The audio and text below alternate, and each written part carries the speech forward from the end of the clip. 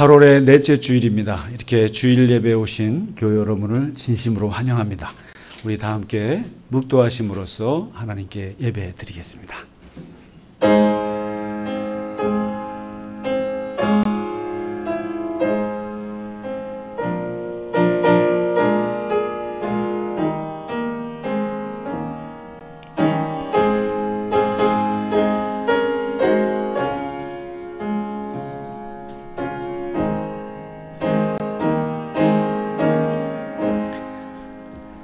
땅과 거기에 충만한 것과 세계와 그 가운데에 사는 자들은 다 여호와의 것이로다. 문들아 너희 머리를 들지어다. 영원한 문들아 들릴지어다. 영광의 왕이 들어가시리로다. 영광의 왕이 누구시냐? 만군의 여호와께서 곧 영광의 왕이시니라. 아멘.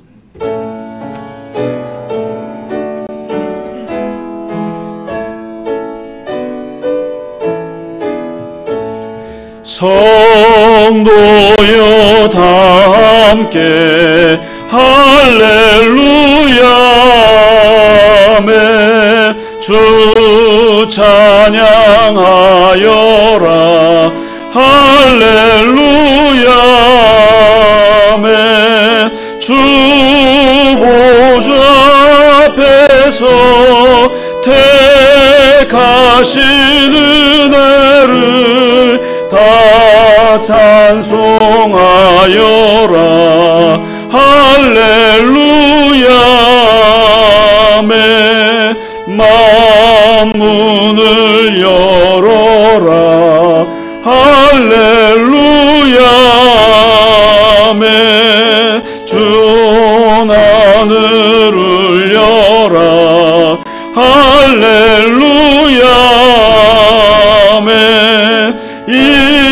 인도자 되시며 친구가 되신 주 그 사랑 끝없다 할렐루야 아멘. 주 찬양하여라 할렐루야 아멘. 찬양은 끝없다 할렐루야 아멘. 거룩한 집에서 주은 길이며 늘 찬송 부르자 할렐루야 아멘. 사도신경으로 우리의 신앙을 고백하겠습니다. 나는 전능하신 아버지 하나님 천지의 창조주를 믿습니다. 나는 그의 유일하신 아들 우리 주 예수 그리스도를 믿습니다. 그는 성령으로 잉태되어 동정녀 마리아에게서 나시고 본디오 빌라도에게 고난을 받아 십자가에 못 박혀 죽으시고 장사된 지 사흘 만에 죽은 자 가운데서 다시 살아나셨으며 하늘에 오르시어 전능하신 아버지 하나님 우편에 앉아 계시다가 거기로부터 살아있는 자와 죽은 자를 심판하러 오십니다. 나는 성령을 믿으며 거룩한 공교회와 성도의 교제와 죄를 용서받는 것과 몸의 부활과 영생을 믿습니다. 아멘. 교동문 시편 23편입니다. 여호와는 나의 목자시니 그가 나를 푸른 풀밭에 누이시며 내 영혼을 소생시키시고 내가 사망의 음침한 골짜기로 다닐지라도 해를 두려워하지 않을 것은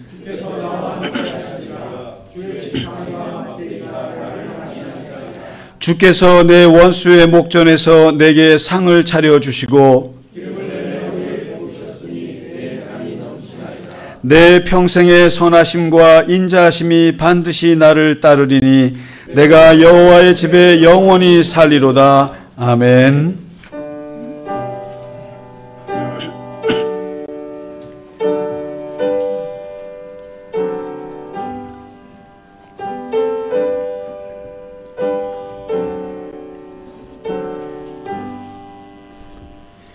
찬양 성부 성자 성령 성삼위일체께 영원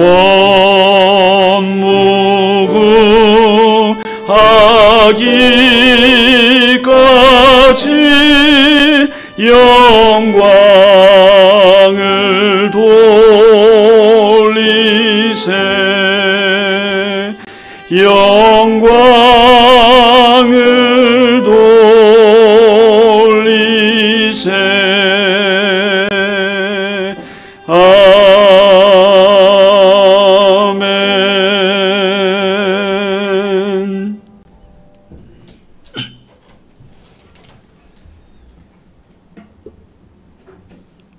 하나님 아버지, 오늘도 변함없이 좋은 날 주의 전에 나와 기도드리게 하시니 감사합니다.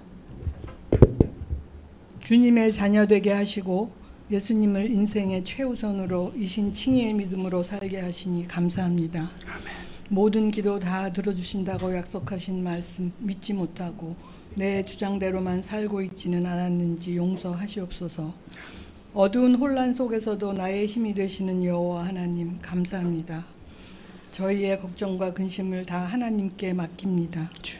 유난히도 길어지는 올여름은 경험해보지 못했던 폭염과 가뭄 등 기상이변으로 수많은 피해가 나고 급변하는 세계 정세로 저희는 헐떡이며 방황도 하지만 하나님께서는 저희에게 제일 좋은 것으로 주시며 저희의 다친 심령을 확실히 치료하시어 회복시켜 주실 것을 믿습니다. 아멘. 온 세상에 전쟁이 그치고 속히 평화가 이루어지게 하옵소서. 아멘. 주님, 광복 80주년이 지나고 최빈국에서 전 세계 경제 10위 부강한 선진국으로 발돋움하여 K-팝, K-음식, K-문화로 전 세계인이 열광하며 부러운 나라가 되었습니다. 감사합니다.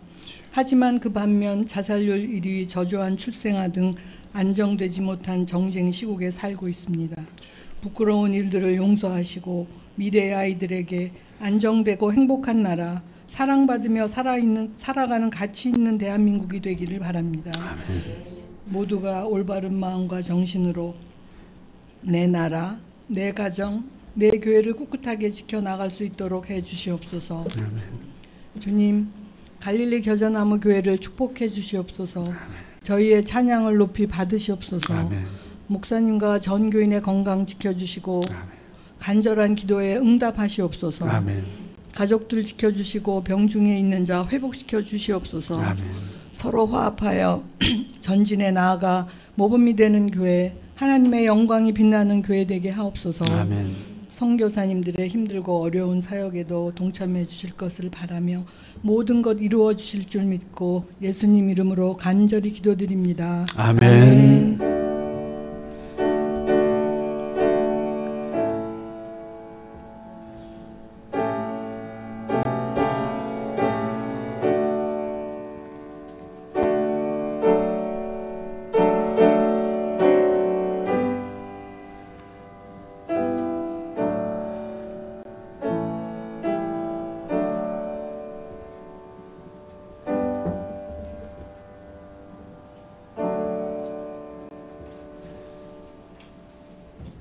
아멘.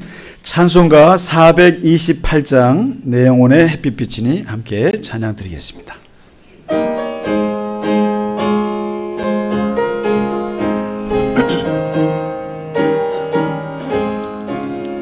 내 영혼의 햇빛 비치니 주 영광 찬란해.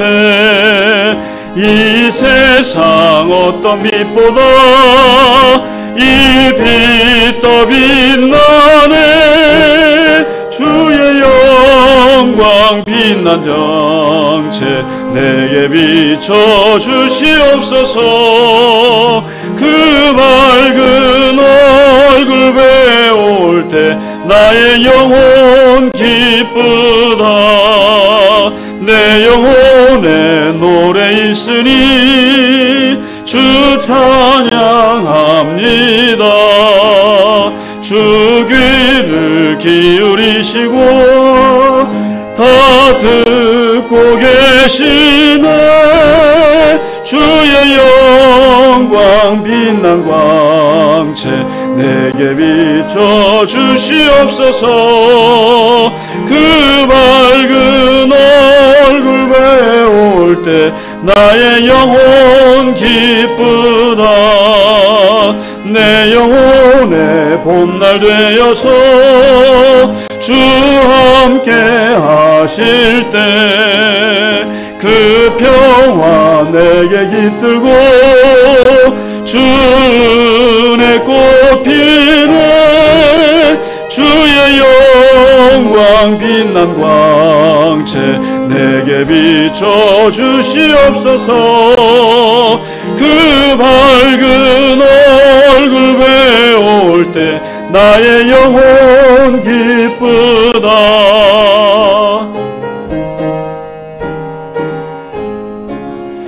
내 영혼에 희락이 있고 큰 소망 넘치네. 주 예수 흉을 주시고 또 내려주시네. 주의 영광 빛난 광채 내게 비춰 주시옵소서.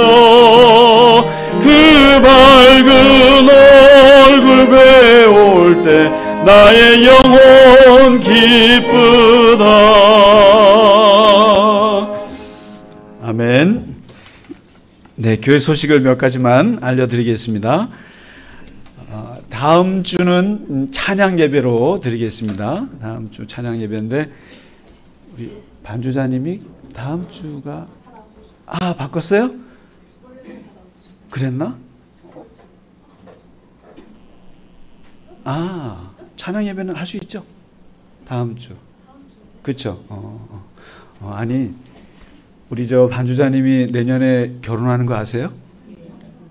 혹시 뭐 좋은 남자 소개시켜 주려고 하셨던 분들은 아예 마음을 접으세요. 아주 좋은 남자가 저기 와 있어요. 여기 우리 한승준 형제가 와 있으니까 다른 데 소개해 주시고.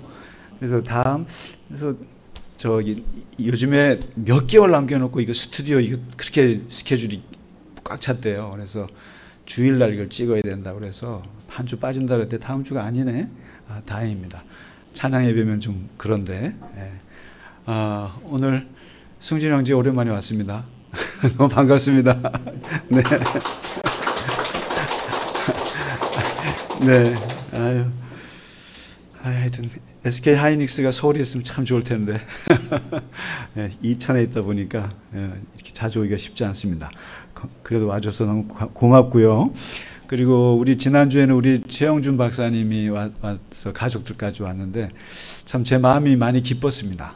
참 많이 기쁘고 정말 양자 컴퓨터를 세계 최초로 개발해 내시기를 정말 기도하는 마음이고 또 제가 또 뒷조사를 또 해봤잖아요. 또 그 AI 저 챗GPT 들어가서 최영준 박사님 쓴 논문 또 뒤져보고 그 다 네이처야 굉장히 많이 발표를 했고 공동 그 작업들을 했던데 그런데 무슨 말인지 하나도 모르겠어요. 제가. 정말 영어를 정말 모르겠더라고요. 뭐 딴 세상 같은데. 네, 하여튼 좋은 내용입니까, 장로님? 장로님은 뭘 아신다고 또 좋은 내용 맞습니다. 예. 하여튼 지난주에 말을 들어봤어요. 티타임을 하면서 지금 우리 최 박사님이 그 연구하는 게 뭐냐 그랬더니 양자 컴퓨터를 만드는 건데 그거를 구글이나 세계 그런 IT 기업들에서 조금 다른 방식으로 만들고 있는데 아주 초보적이래요.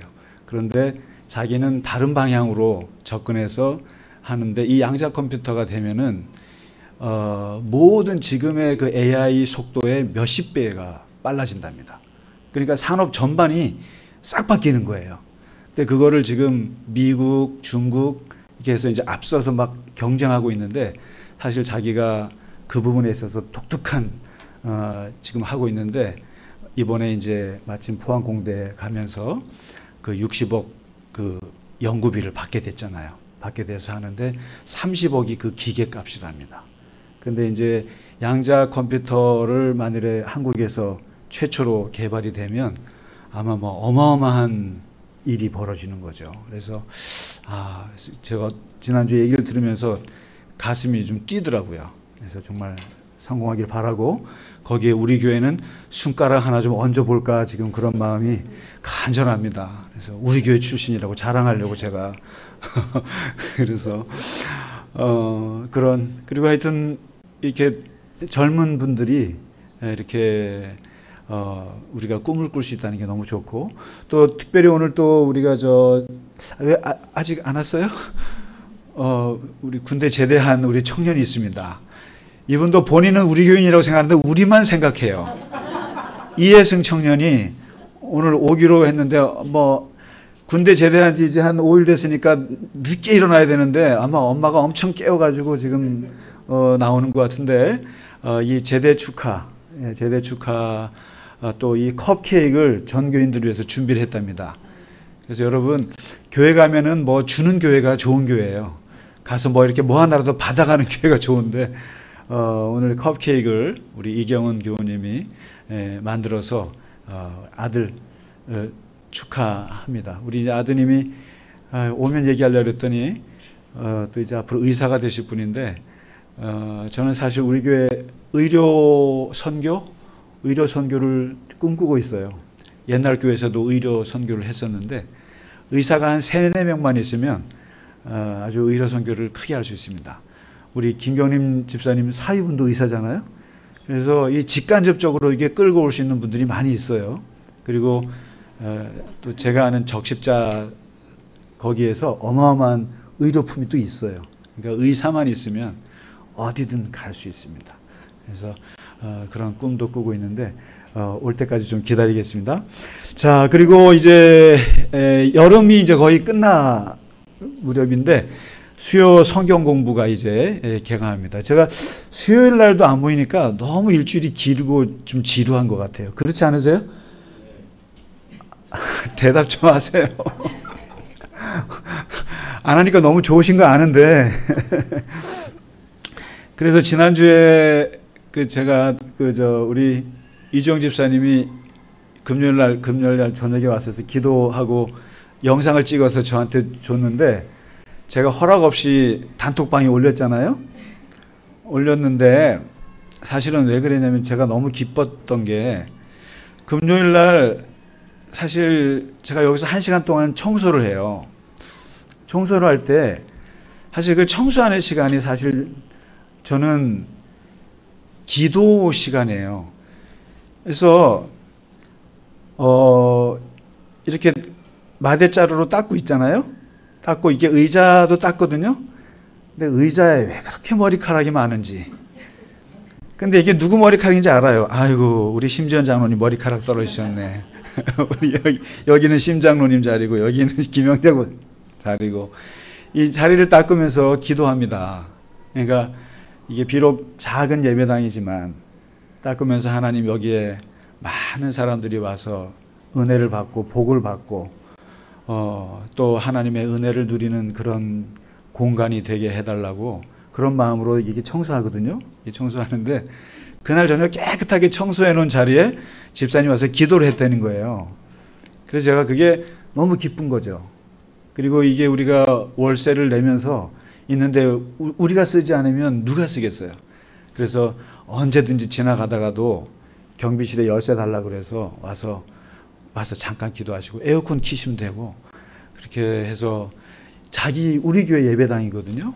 그래서 자주 이용하시고 또 우리가 이제 언제 또 되면 금요 저녁 기도에도 이제 열려고 합니다. 근데 지금 지원자가 1명밖에 없어가지고 지금 혼자 와서 하셨는데 이제 우리 반주자도 있고 하면은 이게 금요일 날도 열심히 또 기도하면서 통성 기도해야 또 이게 신앙생활 하는 것 같은 분들이 또 있어요. 그래서 차차 또 이 예배당에서 그렇게 하려고 합니다. 많이 기도해 주시기 부탁드립니다. 그리고 이제 수요 성경 공부 아브라함부터 이제 다시 시작하겠습니다. 그리고 예비 집사 교육이 이제 2차 교육이 9월 첫째 주 예배 후에 있겠습니다. 대상 되시는 분들은 함께 해주시기 바랍니다. 자, 오늘 또 오랜만에 근데 우리 이태호 교수님 오셨는데 정작 오영주 집사님은 안 오시고 끝나고 남편만 이렇게 보내고 참 좋은 교인이에요. 나는 안 나가도 당신은 나가라, 이런 아주 좋은 교회인데 이따 뵙도록 하겠습니다. 우리 이태혁 교수님 오셨습니다. 박수로 환영해 주시기 바랍니다. 예. 네. 저분도 한국 유수의 과학자세요. 과학자시고 아주 너무너무 반갑습니다. 지난주에 왔으면 우리 최 박사님 만났으면 재밌었을 것 같아요. 하여튼 우리 교우분들 자녀들 위해서 기도 많이 해주세요. 청년들 위해서 기도 많이 해주시고, 또 항상 부모님들이 할 수 있는 게 기도밖에 없죠. 할 수 있는 게 같이 기도하면서 또 우리 교회를 하나님께서 작지만 또 쓰임새 있게 하나님께 쓰실 거라고 믿고 같이 기도해 주시기 바랍니다.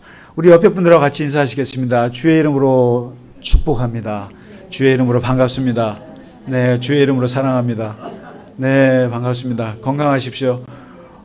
우리 안신영 권사님이 많이 안 좋으신가요? 못 오셨네. 또 우리 박동국 집사님, 우리 이찬희 집사님은 또 지방에 가셨군요. 네, 아프지만 않으시면 됩니다. 네. 감사합니다. 자, 오늘 우리 준비한 찬양, 하나님 앞에 드리겠습니다.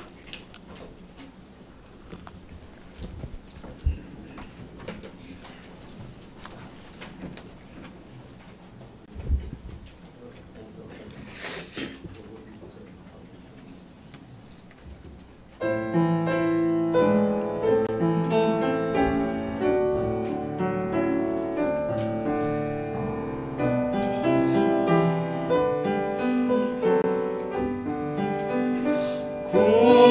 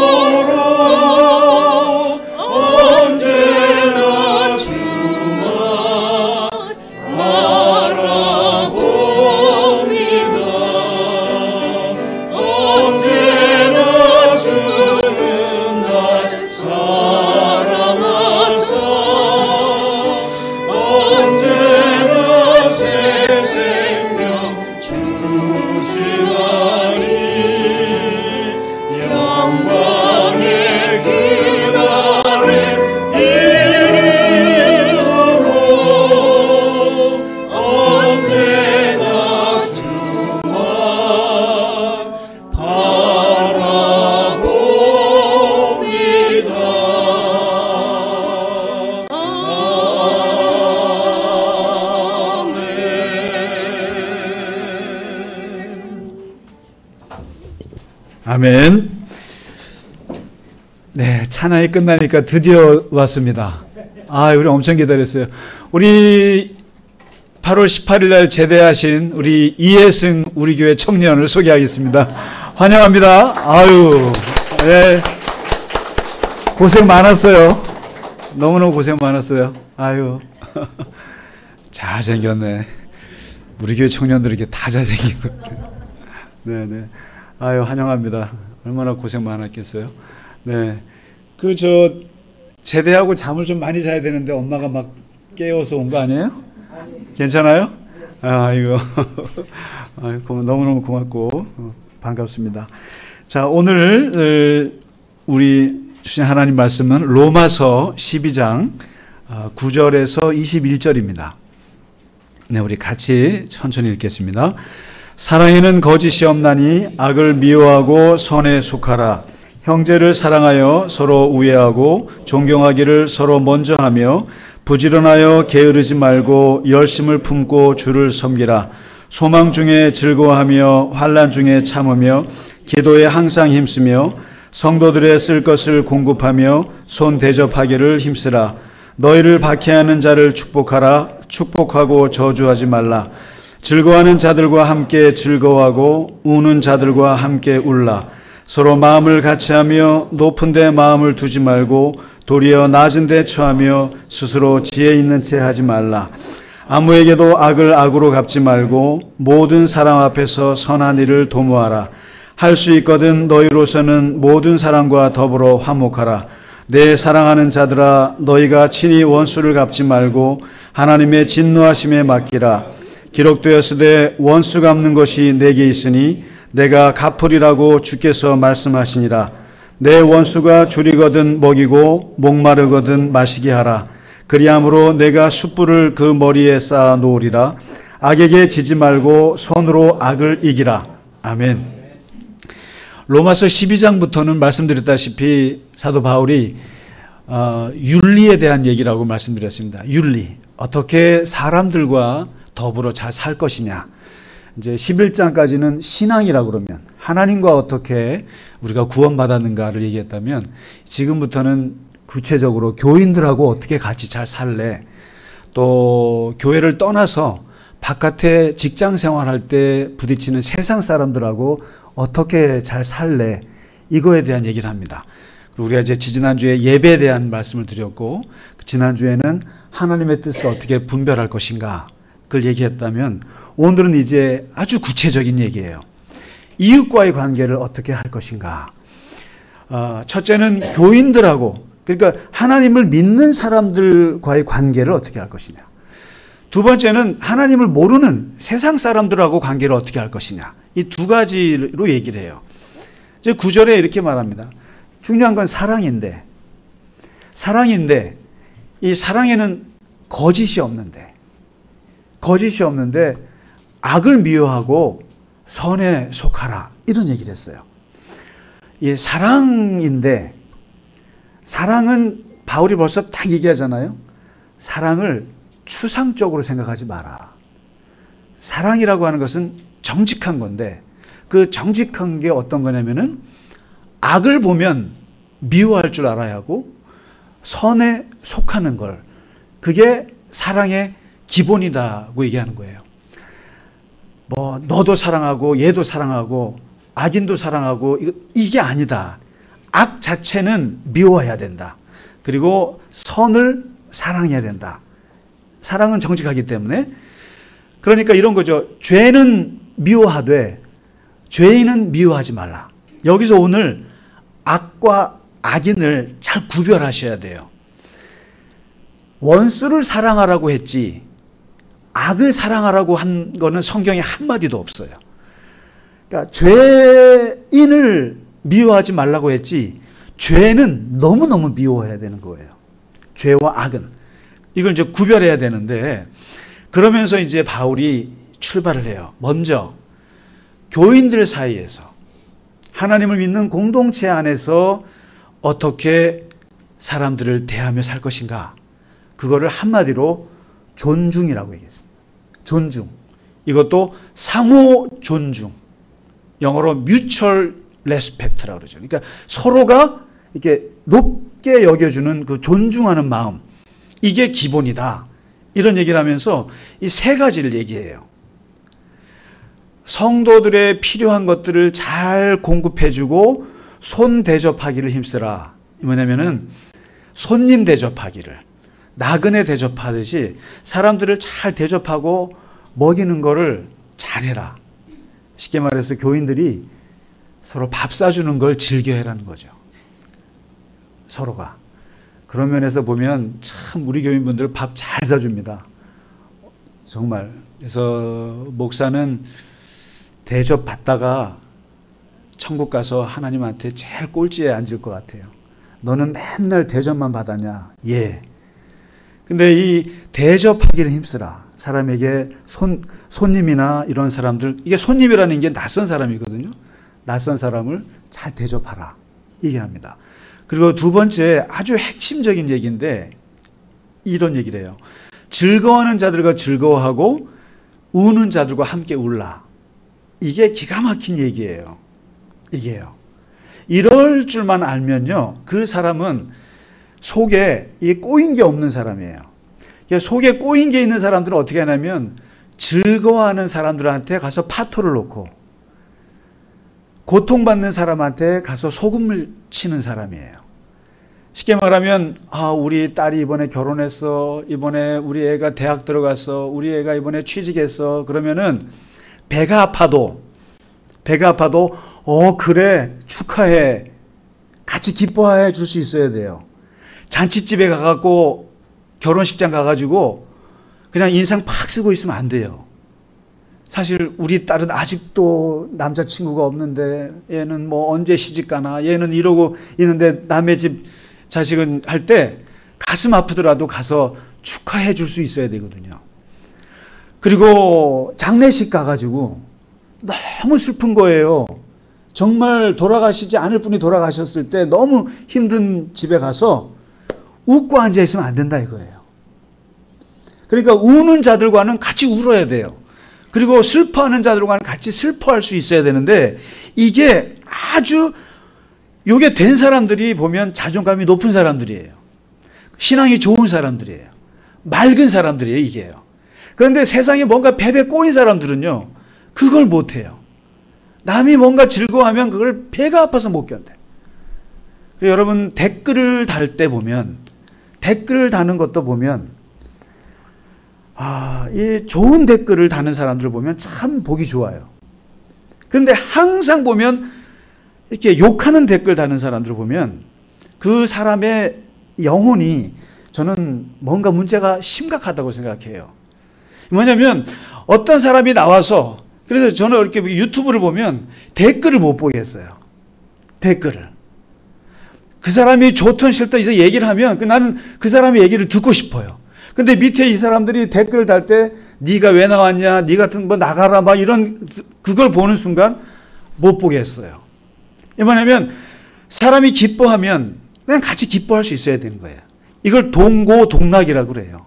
고통을 같이 하고 기쁨도 같이 할 수 있어야 되는데, 그래서 특히 교인들, 그래서 제가 그런 말 했어요. 이게 우리가 안 되기 때문에 우리 교회에서는 혹시 자식 자랑하실 때 밤 내고 자랑하세요라고 하는 규칙을 만들었어요. 규칙을. 특히 아들이, 자식이 잘 되면 10만 원, 손자가 잘 되면 20만 원. 이게요. 그러니까 부모님은 특히 우리나라 사람들은 자식에 매여 있는 나라예요. 그러니까 자식이 잘 되면 너무 기쁜 거예요. 근데 반대로 그것을 보고 있는 다른 사람들은 배가 아파 죽겠어요. 그럴 때 많은 성숙한 교인들은 같이 속이 쓰려도 축하합니다라고 할 수 있어야 돼요. 근데 그러지 못하기 때문에 권사님 괜히 미움받으시니까 밥이라도 내시면서 자랑하세요. 그런 거예요, 그냥. 그런 거예요. 그러니까 오늘 바울이 그러잖아요. 즐거워하는 자들과 즐거워할 수 있어야 돼요. 그리고 기뻐하는 사람들하고 기뻐할 수 있어야 돼요. 고통받는 사람한테 같이 울 수 있어야 되거든요. 이게 이 기본적인 존중의 그거든요. 그리고 높은 데 마음을 두지 말고 낮은 데 처하고, 이게 다른 번역에 보면 뭐라면 비천한 사람들하고 사귀라 이렇게 나옵니다. 우리는 자꾸 자꾸만 높은 사람들을 사귀고 싶어 해요. 그런데 성경은 거꾸로 말합니다. 가난한 사람들하고 친구가 되라. 빈천지교라 그러죠. 빈천지교. 천한 사람과 같이 친구가 되는 연습을 하고 그렇게 해라. 그리고 지혜 있는 척 하지 마라.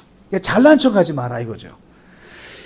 그랬을 때 가난한 사람들과 함께 하고 그럴 때 교인들하고 이렇게 하면 저 사람이 굉장히 높은 고위직의 사람인데 만나는 사람들 보면은 시골 우리 시장에서 정말 그 어려우신 분들하고 이렇게 대화도 서스럼없이 하고 이런 분일 때 그 사람을 존경하게 돼요. 여러분 높은 자리에 갔다고 해서 높은 사람만 바라보는 사람들은 그 사람이 천한 사람이에요. 기독교적인 관점에서 볼 때는. 그러니까 높은 권력이 있을수록 가난하고 없는 사람하고 같이 밥 먹을 수 있어야 돼요. 교회는 그렇게 해야 된다는 거예요. 교인들은 그런 마인드로 세상을 살아가야 된다는 거예요. 그래서 서로 존중하라. 그런데 이제 그 다음에 교인들 밖을 떠나서 그 다음 얘기가 이제 심각해져요.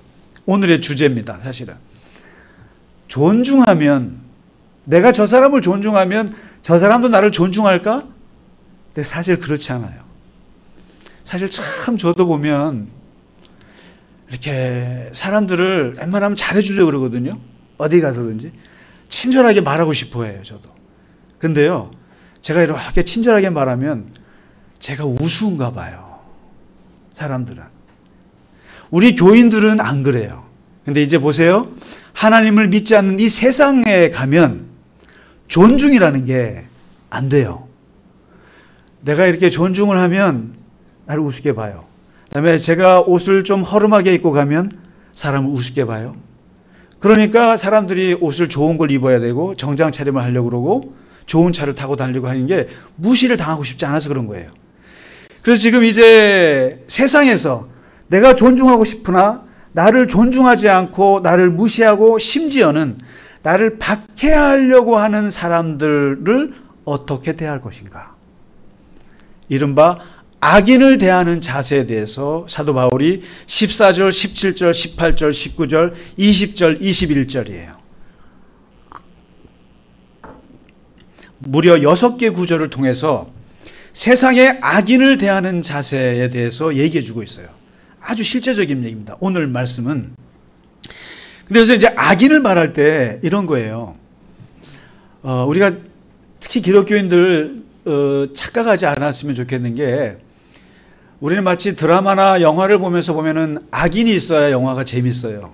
악인이 있고 이것을 악인을 때려잡는 사람이 있어야 이게 속이 시원해요. 그런데 우리는 마치 악인이 따로 있다고 생각해요. 저 사람은 영원한 악인이야. 그리고 저 사람은 영원히 착한 사람이야. 이렇게 생각하는데 그게 아니고 우리 안에 악인과 선인이 사실 같이 있어요. 같이 있어요. 그러니까 어떤 사람이 그래요. 목사님, 저 사람은요 나쁜 놈이에요. 그래요. 저 사람이 나쁜 놈이에요. 그런데 그 나쁜 놈이라는 게 영원히 나쁜 놈이에요? 아니에요. 당신의 관점에서 볼 때 나쁜 부분이 있어서 나쁜 놈이라고 한 거예요. 영원한 악인은 없어요. 목사님, 저 사람은 되게 좋은 사람이에요. 좋은 사람요? 당신이 볼 때 그때가 좋은 거예요. 어느 때 나쁜 짓을 할지 몰라요. 그러니까 인간에게는 악과 선이 같이 공존한다는 관점을 갖고 있어야 된다는 거예요. 그 다음에 두 번째, 오늘 얘기는 바울이 피해자의 관점에서 얘기해요. 피해자의 관점에서 가해자를 대할 때 어떻게 가해자를 극복할 것인가를 얘기하거든요. 근데 사실은 나도 얼마든지 가해자가 될 수 있어요. 가해자가 돼서 나쁜 짓을 나도 많이 할 수 있다는 걸 알아야 되는데 이게 성경에는 주로 그 당시가 크리스찬들이 다 피해자였어요. 핍박을 받는 입장이었어요. 당신 크리스찬이라 그러면 그냥 갑질을 당하는 입장이었어요. 그러니까 성경에 나오는 건 다 너희가 악한 강한 가해자들을 만났을 때 어떻게 대처해야 되는지만 얘기를 해요. 그런 면에서 오늘은 피해자의 입장에서 우리가 피해자가 됐다는 입장에서 바울의 이야기를 한번 들어보겠습니다. 바울이 뭐라고 얘기합니까? 갑질하는 사람을 저주하지 말라. 그러니까 너희를 박해하는 자를 축복하라. 저주하지 마라. 악을 악으로 갚지 말고 모든 사람 앞에서 선한 일을 도모하라. 그리고 할 수 있거든 모든 사람과 화목하라. 원수를 하나님께 맡겨라. 뭐 이런 얘기를 해요. 악에게 지지 말고 선으로 악을 갚으라. 이런 얘기를 했어요. 그러면은 이제 이 바울의 이야기를 듣고 이런 생각이 듭니다. 나에게 갑질하는 상사를 내가 욕하지 말라. 그리고 나에게 폭력을 행사하는 사람에게 폭력을 나도 행사하지 말고 화목하게 지내라고, 나에게 악행을 저지르는 사람이 줄이면은 그 사람을 먹을 걸 주고 목마르면 마시게 잘해주라고, 나에게 어떤 악한 일을 해도 좋은 게 좋은 거니까 웬만하면 잘 지내라고, 그렇게 들리세요? 이 말씀이? 바울이 이렇게 말합니다. 악은 분명히 미워해야 돼요. 그리고 악에게 지면 안 된다고 말합니다. 악과 싸워서, 이게 지지 말라는 얘기면은 악과 싸우라는 얘기예요. 악과 싸워야 되는데 싸워서 지지 말라는 거예요. 지지 말고, 근데 어떻게 악과 싸워서 뭐로 싸우냐 그랬더니 악으로 싸우지 말고 선으로 악을 이겨라. 선으로 악을 이겨라. 이게 엄청나게 유명한 말이에요. 이게 이제 기독교인들의 그 피해자가 돼서 가해자, 나에게 갑질을 하고 나를 괴롭히는 사람을 대하는 방법의 원칙 중에 원칙이 이거예요. 악에게 지지 말고 선으로 악을 이기라. 이 원칙을 얘기하는 거예요. 도대체 어떻게 나에게 괴롭히는 사람을 어떻게 내가 이길 수 있을까? 방법이 성경에도 몇 가지가 있었어요. 구약에서 제시한 방법이 하나 있어요. 그게 뭐냐면 눈에는 눈, 이에는 이예요. 렉스 탈리오니스라고 들어보셨어요?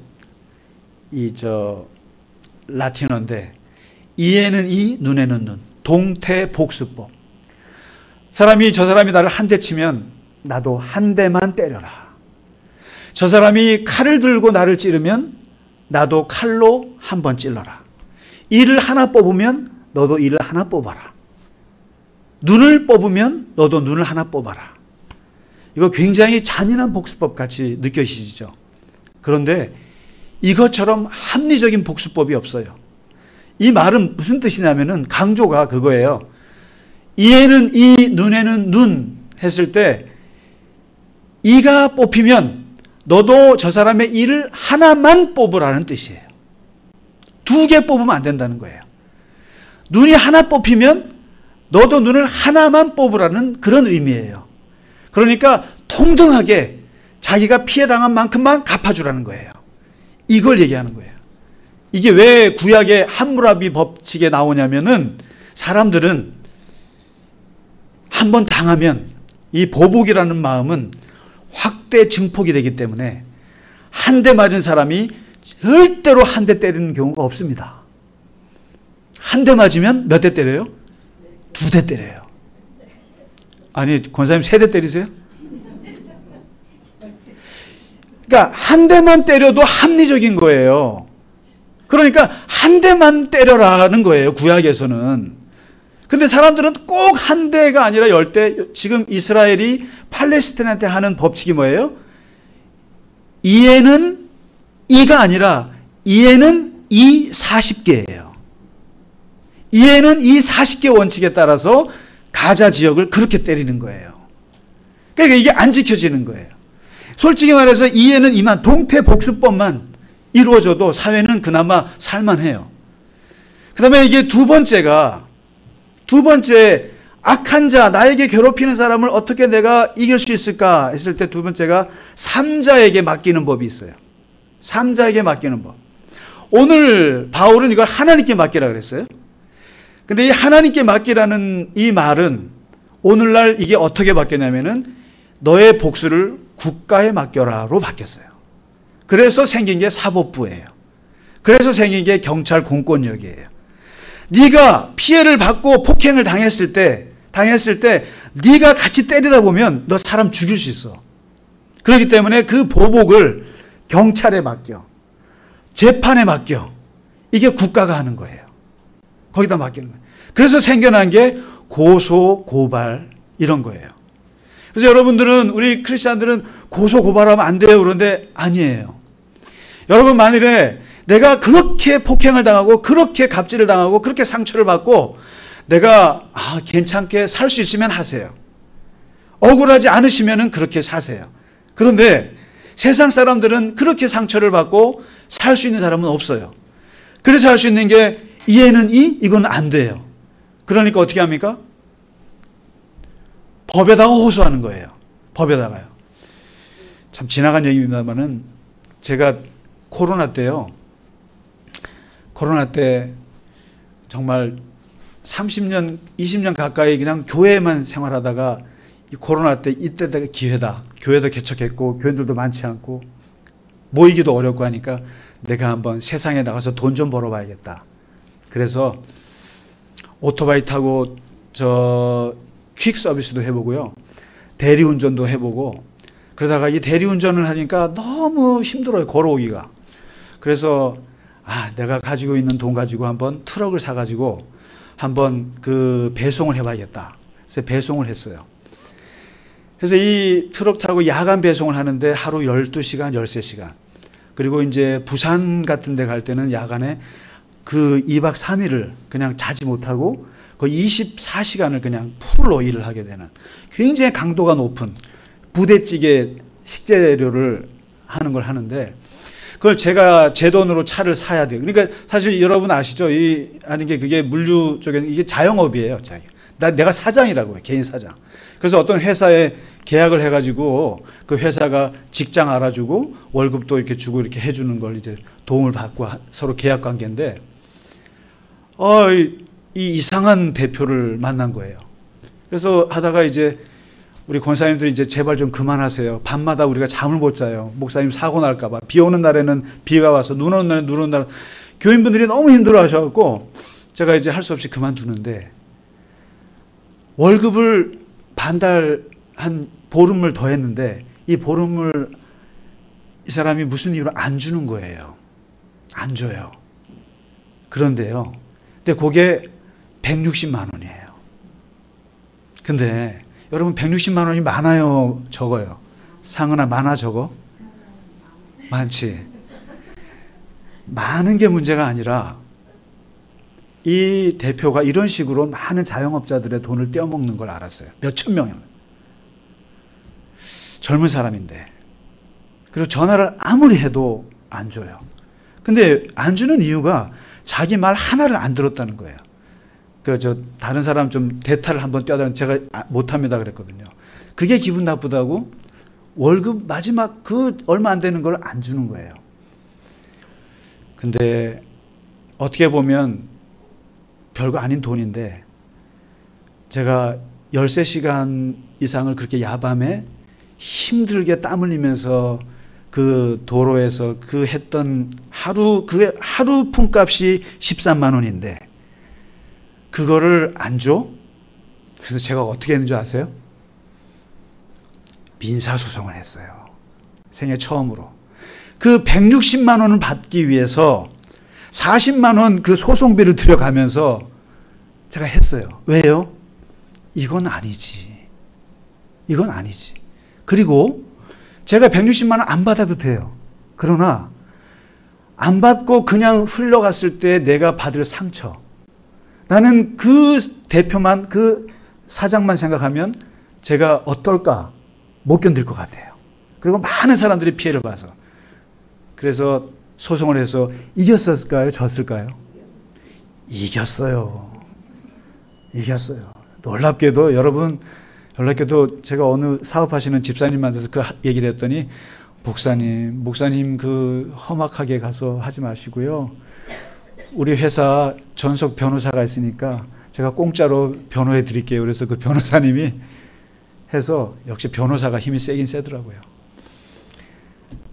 곧바로 그냥 대표가 전화 와서 돈 보내드리겠습니다. 그래서 받았어요. 이거는 법에 호소하는 거예요. 이게. 근데 이제 오늘 마지막 얘기는 뭐냐면, 여러분, 그러니까 그 내가 힘이 안 되면 법에라도 호소해야 되는 방법이 있는 거예요. 근데 오늘 말씀은 선으로 악을 이기는 방법을 얘기해요. 이게. 이게 어떤 방법이냐면은, 그냥 악한 사람을 그냥, 아유, 괜찮아, 잘 지내자, 없던 걸로 해, 이런 게 아니에요. 특히 여러분 오해하시는 게, 마태복음에 예수님이 산상수훈에서 이런 말 했잖아요. 눈은 눈으로, 이는 이로 갚으라 하는 말을 너희가 구약에서 들었으나 나는 새로운 계명을 주는데, 오른뺨을 맞으면 왼뺨을 돌려대라. 그리고 속옷을 달라고 하면은 겉옷도 내주라. 그리고 억지로 오리를 가자 그러면은 심리를 가주라. 이 말을 했어요. 그랬더니 많은 기독교인들이 이 말씀을 가지고, 와, 예수님은 폭력을 당할 때 같이 폭력을 하지 마, 그냥 얻어 맞으라는 거구나. 더 맞으라는 거구나. 오른뺨 맞았으니까 왼뺨도 맞고, 뭐 다 뺏기는 거죠. 다만. 겉옷을 달라면 속옷까지 다 내주고. 그러니까 나쁜 사람이, 세상 사람들이 기독교인들한테 너 이거 내놔 그러면은 이것도 가져가세요. 그래서 마치 이것을 평화주의라고 생각해요. 평화주의라고 생각하고 비폭력주의여야 된다고 생각해요. 그래서 많은 사람들이 마치 우리를 괴롭히고 그러면은, 야, 왼뺨도 돌려대, 더 맞아. 이렇게 해서 기독교인들을 마치 악에 굴복하는 사람으로 만들었는데, 그거는 예수님의 말씀을 몰라도 너무 모르는 말씀이에요. 예수님은 그런 의도로 하신 게 아니에요. 그 시대로 돌아가 볼까요? 이 책을 한번 읽어보세요. 산상수훈 해설에 거기 보면 이런 거예요. 예수님 오른뺨을 때리려면은, 이 사람들은 때릴 때 손등으로 때려요. 손등으로 오른뺨을 때리면 이게 노예를 때린다는 뜻이에요. 노예를 나는 널 무시해 해서 이 손등으로 때려야 돼요. 그러면은 이쪽 사람이 이제 오른뺨을 맞잖아요. 오른뺨을 맞았어요. 이 손등으로. 나는 노예야, 넌 노예야. 그러면은 이 사람이 어떻게, 왼뺨도 때리세요 이러잖아요. 그럼 어떻게 때려야 되겠어요? 이렇게 때리다가 어떻게 때려요? 이렇게 때려야 되죠. 손바닥이 왼뺨을 쳐야 돼요. 그러는 순간 너랑 나랑 똑같은 사람이야. 대등한 관계야. 이 손바닥으로 친다는 얘기는 대등한 관계에서만 할 수 있는 거예요. 그러는 순간 이 때리는 사람이 당황하게 된다는 거예요. 왼뺨을 돌려대는 순간, 난 노예 아니야. 난 너의 노예가 아니라 똑같은 사람이야. 거기다가 속옷을 빼앗으면 겉옷을 준다. 이게, 여러분, 이스라엘에서 겉옷은요, 집이에요, 집. 사막의 생명이에요. 그것을 빼앗으면 그건 진짜 나쁜 놈이에요. 근데 그러니까 겉옷은 못 뺐어요. 그러니까 어떻게 하면 속옷 뺏으려고 그런다는 거예요. 속옷을 뺐잖아요, 부자가. 그러면은 예수님 말씀은, 야, 그때 겉옷까지 내어줘 버려. 그랬을 때 그 부자가 그 사회적으로 얼마나 민망하겠느냐. 욕먹는 거예요. 진짜 탐욕스러운 놈이다. 어떻게 뺏을 게 없어서 겉옷까지 뺐냐. 그 생명인데. 그러면서 비난을 받게 된다는 거예요. 그래서 여론이 나에게 엄청나게 좋게 흐르게 하는 방법이에요, 이게. 그 다음에 오리를 가자 그러면 심리를 가죠. 그게 친절해서가 아니에요. 친절한 게 아니라, 오리를 가자 그러면, 이게 옛날에 로마 군사들이 식민지 사람들을 오리까지 함부로 끌고 가면서 짐을 이렇게 부릴 수 있는 법이 있었어요. 법이 있었어요. 그러니까 딱 2kg까지는 마음대로 끌고 갈 수 있었어요. 그러면은 로마 군인이, 야, 짐 들고 가. 그러면은, 얘 오리 갖다가 심리까지 가라. 그럼 어떻게 됩니까? 군법을 위반하게 되는 거예요. 감옥 가는 거예요. 그러니까 예수님이 하신 말씀은 지금 악한 사람한테 예예하는 게 아니라 지금 굉장히 지혜로운 방법으로 악한 사람을 이기는 방법이에요. 얼마나 곤란하겠어요.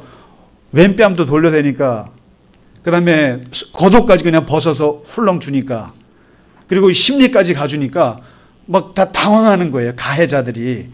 이런 방법을 얘기하고 있는데 성경에서 선으로 악을 이긴 사례가 뭐가 있겠어요? 뭐가 있겠어요? 대표적인 사람이 누가 있겠어요? 요셉이죠.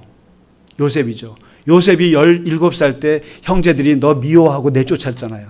그리고 노예로 살았잖아요. 13년을 노예로 살다가 나중에 어떻게 됩니까? 형제들을 만나잖아요. 요셉이 국무총리가 됐을 때. 그때 어떻게 합니까? 자기에게 피해를 줬던 형제들에게 어떻게 합니까? 잘 됐다. 형 그때 나 버릴 때 어떻게 해서 땅 파고 나 죽이려고 그랬지?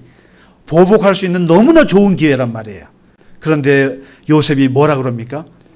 당신들은 나를 13년 전에 해하려 하였으나 하나님은 그것을 선으로 바꾸사 오늘과 같이 당신들을 구원하는 길로 나를 인도하셨습니다. 이게 바로 선으로 악을 이기는 거죠. 뭐냐면 자식들이 부모님한테 상처받아가지고 그 트라우마가 있는 자식들이 부모님한테 복수할 수 있는 길이 뭐가 있겠어요? 자식들이 나쁜 부모님한테 복수할 수 있는 길이 뭐가 있겠어요? 성공해서 부자가 되는 거예요. 상은아, 네가 엄마 아빠한테 보복하고 싶잖아? 그럼 네가 성공해서 그때 지 누르면 되는 거야. 그치? 모든 우리 아드님들이요, 따님들이요, 부모님 미우시면은 성공하세요. 부모님보다 더 성공하면 돼요. 요새 그렇잖아요. 사람이 성공하고 힘이 있어야 용서할 수 있는 거예요. 이게 선으로 악을 이긴다는 게 쉬운 게 아니에요. 힘이 없으면 안 되는 거예요. 그래서 예수님이 뭐라고 말씀하셨냐면 너희는 마치 이리떼 속에 있는 어린 양 같은 거다. 세상에 사는 게. 이 어린 양이 이리떼들 앞에서 살아가는 길은 두 가지밖에 없다. 하나는 뱀처럼 지혜로워야 된다. 그리고 비둘기처럼 순결해야 된다. 이게 뭐예요? 비둘기처럼 선에 속해야 된다.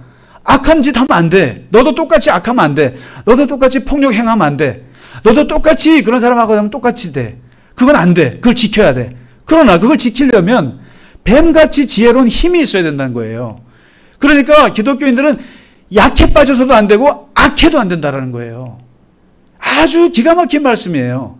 선으로 악을 이기려면은 여러분 순결도 해야 되지만 그러나 힘이 있어야 돼요. 그러니까 요셉이 성공하니까 용서할 수 있는 거예요. 성공하니까. 다윗이 자기를 죽이려는 사울 왕을 어떻게 합니까? 안 죽이잖아요. 힘이 있는 거예요. 여러분 마하트마 간디가 어떻게 그럴 수 있겠어요? 그리고 마틴 루터 킹 주니어가 어떻게 비폭력 저항을 할 수 있었겠어요? 넬슨 만델라가요. 27년 동안 그렇게 감옥에 백인들이 자기를 감옥에 집어넣고 있었지만 어떻게 합니까? 대통령이 돼가지고 다 그냥 백인들 다 몰아냅니까? 아니잖아요. 화해할 수 있는 것은 뭐예요? 힘이 있기 때문이에요. 힘이 있어서 그런 거예요. 선으로 악을 이기면 좋겠어요. 우리가 같이 악을 행하지 않고 선으로 악을 이길 때 힘이 있어야 되고 지혜가 있어야 되고 그럴 때 우리가 용서할 수 있는 거거든요. 만일에 마지막 말씀드리면 그럴 힘도 없고 내가 저 사람한테 어떻게 이길 방법이 없으시면 마지막 방법 하나 알려드릴게요. 왜냐하면 교회에 오셔서 저한테 하소연이라도 하세요. 그리고 우리들끼리 모여서 같이 욕을 하세요. 같이 그냥 뒷담화라도 하세요. 예? 그놈 진짜 나쁜 놈이라고. 그리고 세월을 흘려보내세요. 시간이 약일 수가 있어요. 그렇게 어떻게든 망각을 해야 해요. 잊어버려야 됩니다. 그렇지 않는 이상은 내가 갚아야 되거든요. 어떤 형태든 이겨야 됩니다. 그렇지 않다면 하소연이라도 하시고 망각하세요. 그렇지 않으면 여러분 죽습니다. 못 살아요.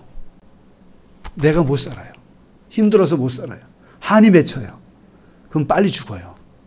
그러지 마세요. 그러면은 차라리 우리끼리라도 같이 욕해요. 제가 편들어 드릴게요. 같이. 그래서 선으로 악을 이기시고, 그래서 그 악이 우리를 죽이지 못하도록 항상 하나님의 은혜의 그 막을 잘 쌓으시기를 주의 이름으로 축원합니다. 말씀이 좀 길어서 죄송합니다. 자, 우리 찬양 드리고 예배를 마치겠습니다. 우리에게 향하신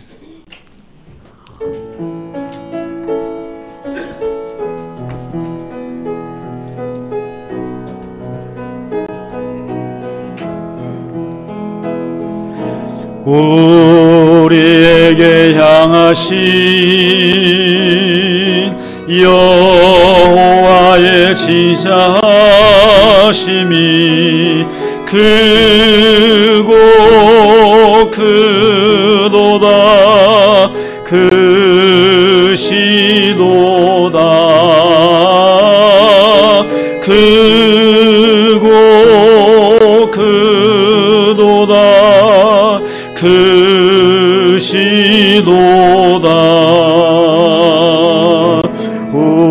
우리에게 향하신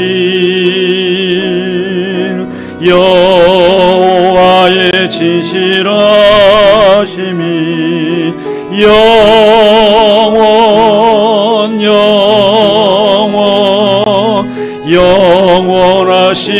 영원하시도다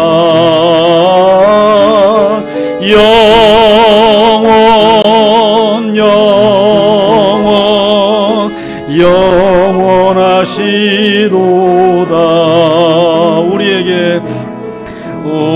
우리에게 향하신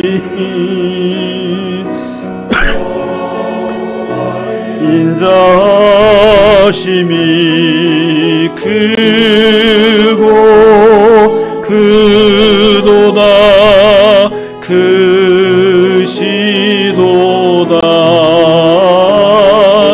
크고 크도다 크시도다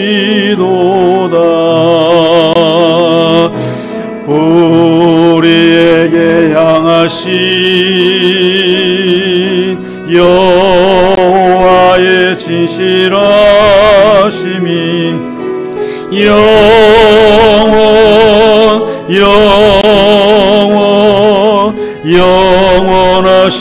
영원하시도다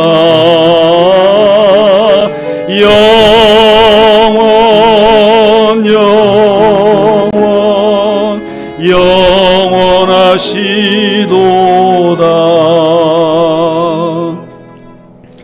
하나님 아버지, 우리가 우리 교우들 간에 함께 존중할 수 있는 하나님의 자녀들 다 되게 하여 주시옵소서.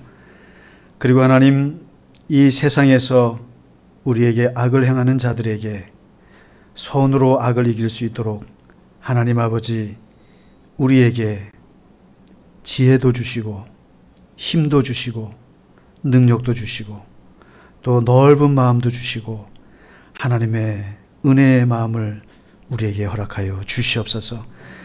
아무리 아버지 하나님 이 세상을 서로 존중하며 서로 사랑하며 살려 해도 이 세상이 그렇지 못한 것을 주님 잘 아십니다.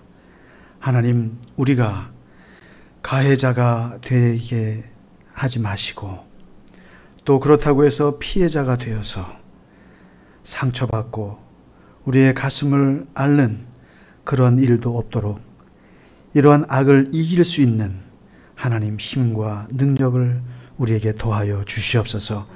주님이 우리와 함께 하셔야, 주님이 우리를 도와주셔야 우리가 이 세상을 능히 이길 수 있습니다. 아버지 하나님, 우리와 함께하여 주시옵소서. 특별히 우리 갈릴리 겨자나무 교회 교우분들 하나님 아프지 않게 하시고 건강하게 하시고 또 늘 이 세상에서 승리하며 하나님 지혜롭게 살아가는 모든 교우들 다 되게 하여 주시옵소서.